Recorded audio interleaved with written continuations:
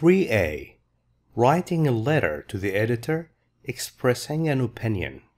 Editor is the person in charge of a newspaper or a magazine. When you express an opinion, you share with people your ideas and how you feel towards a situation. A. Discuss.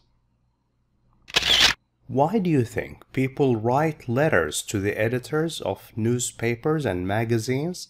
Have you ever read any of these letters? I think people do that because they want their voice to be heard. They want to express their opinion. Have you ever read any of these letters? Personally, no, I haven't, because I don't read newspapers and magazines. And how about you? Have you ever written to the editor of your school newspaper? And what about? Sadly, unfortunately, my school doesn't have a newspaper, but I would surely, of course, I will recommend the idea of having a newspaper to the principal. Principal is the person in charge of a school. And I would love to write to the editor of the newspaper about how we can improve the school environment, how we can make our school a better place. Read the letter to the editor of a newspaper below. What issue, what problem does Tom Evans discuss in his letter? Do you agree with him or not? Dear Sir, Madam. Now, Tom Evans, the one who wrote this, doesn't know if he is contacting a man or a woman. This is why you write Dear Sir if he is a man, or Dear Madam if she is a woman, if you don't know. I am a concerned parent. I am a worried father, writing to complain about the unhealthy dinners. When you complain, that means you are unhappy about something. I am unhappy about the unhealthy dinners which are offered to our children in some schools. I feel that there is too much junk food, food that is not nutritious, not healthy, and not enough fruit and vegetables on the menu.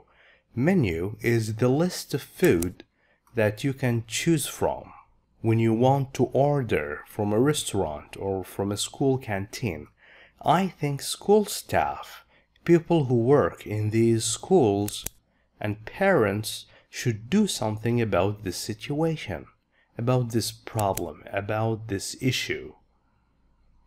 A recent survey. Recent means it happened not long time ago. Survey, a set of questions that you ask a large number of people in order to find out about their opinion of school dinners, has shown that the menus contain pizza, chips, and chicken nuggets, all unhealthy food, junk food. To make matters worse, what is even worse than this is that vending machines, this is a vending machine in school canteens. School canteens are places from which students can get food, are stocked with, are filled with. They are full of soft drinks like cola drinks, crisps. Crisps. Okay, what is the difference between crisps and chips? In British English, chips is called French fries in the American English. French fries. In British English, chips. Chocolates and sweets. This kind of food can cause health problems such as heart disease. It can make the heart sick. High cholesterol and obesity. Obesity, it makes students fat. In fact, it has been found, studies show that the number of overweight children Overweight, obese children, fat children in the country has increased, has raised, gone up dramatically. It has increased a lot. Dramatically means a lot in the last few years. Although, despite the fact that a trend in healthy eating, a lot of people are starting to eat healthy food, has recently swept through the country. It's happening everywhere in the country. It does not seem to have caught on in our schools. Caught is the past of catch. Catch on in our schools means yes, it is happening everywhere in the country, but it's not happening in our schools. Radical changes, big changes must be made to the existing junk food culture. We need these changes to happen in the places where people are actually eating a lot of junk food. We can do this by showing schools how to provide, how to offer, serve fresh, nutritious, healthy meals that children will like. We want the food to be tasty, they will like it, and to be nutritious, healthy. In conclusion, all in all, I suggest that school staff and parents should take action.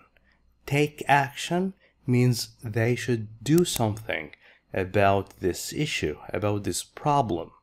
We all need to work together to come up with a solution, to find ideas that will end this problem before it is too late for our children. Yours faithfully, Tom Evans. Now, why is Tom Evans written twice? Well, this is his full name, Tom Evans, and this is his signature. Now, read the statements below and tick the ones that apply to the letter on the left. The writer uses a formal greeting and signature ending. This is the signature ending, and this is the greeting. Now, is this formal greeting? Formal is when you say, "Dear sir." Informal is when you say, hi friend. Yes, he uses formal greeting, and the signature is also formal. He uses his full name. He explains. When you explain, you tell the reasons why you have done something. Why he is writing in the first paragraph. I am writing to complain about the unhealthy dinners. This is why he is writing. Yes, he has done that. He complains in a rude manner. Rude means impolite. He is impolite. No, he is very polite here. So skip this. He uses a variety, a lot of different phrases to express his opinion. Yes, a lot of different phrases like to make matters worse and much more. Uses short forms. Short forms is when you say I'm instead of I am, or it doesn't seem. Doesn't is a short form. No, he doesn't use that. He says it does not seem. I am. Skip this. Justifies his opinion. When you justify, you explain your opinion, why you think that, and gives examples. Yes, he justifies, and he gives examples. Does he make suggestions? Yes, he says that schools must provide fresh, nutritious meals that children will like. Does he use the passive voice? Passive voice is when you start with the object of the sentence, not the subject. Just like when you say, dinners which are offered. Now, dinner is object, not subject.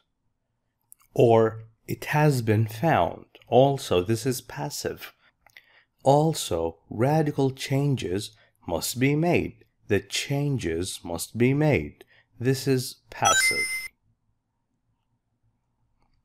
Now find examples of formal language in the letter that correspond, that match to the more informal words and phrases below. Now these words and phrases are informal. Can you find the formal ones in here in paragraph 1? A word that means worried, it's concerned. In paragraph 2, fatness, it's obesity. Obesity means fatness, makes people fat. Serve, paragraph 3, serve food, provide food. Healthy, paragraph 3, nutritious meals, suggest, recommend, do something about this problem, we need to take action. Now, when you are writing a letter to the editor of a school newspaper, etc., expressing your opinion, follow the outline below. You start with a greeting, use a formal greeting, dear sir, madam. Opening paragraph, say why you are writing the letter. If you are writing in response to an article, article is a piece of writing that you find in a newspaper or a magazine. If you are writing in response to that, that means you read an article and you want to reply to that article, then you should refer to the topic, to the title. I am writing in response to an article I read that day, and you write the title of it.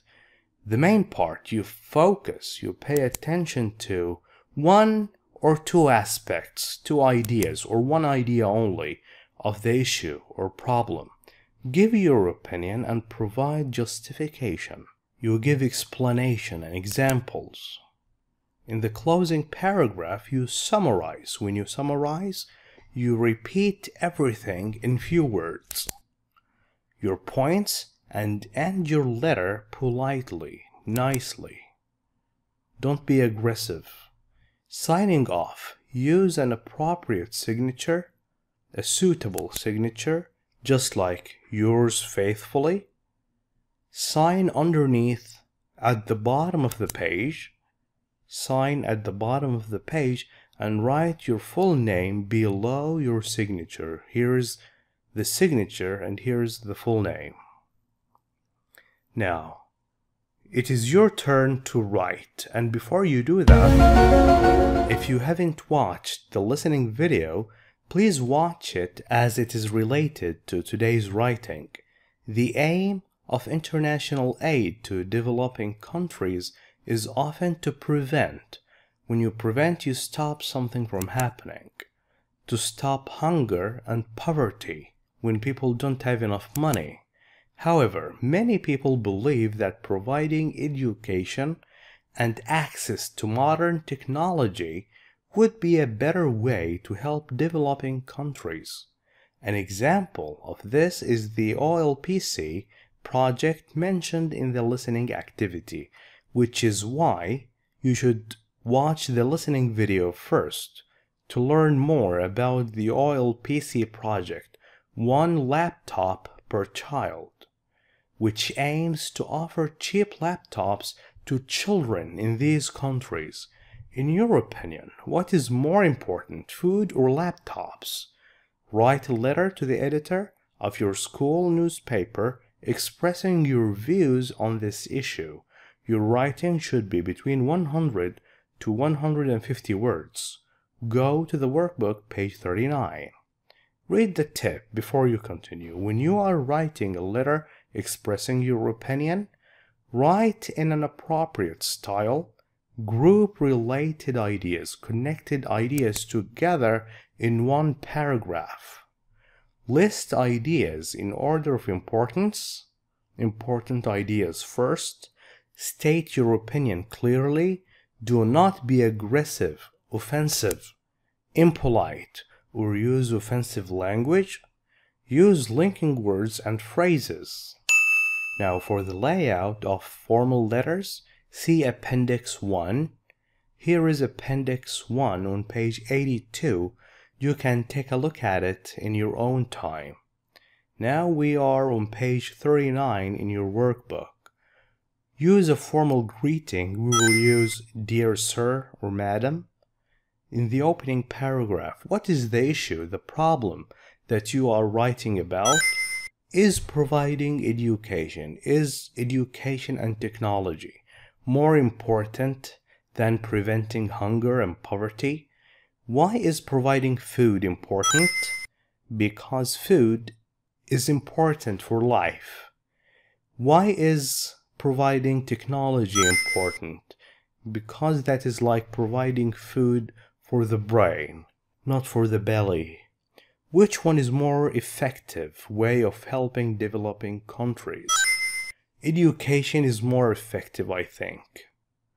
In a few words, what do you think is more important to developing countries? Providing food or laptops? I think providing laptops is more important because actually that can make these developing countries depend on themselves. They become economically independent.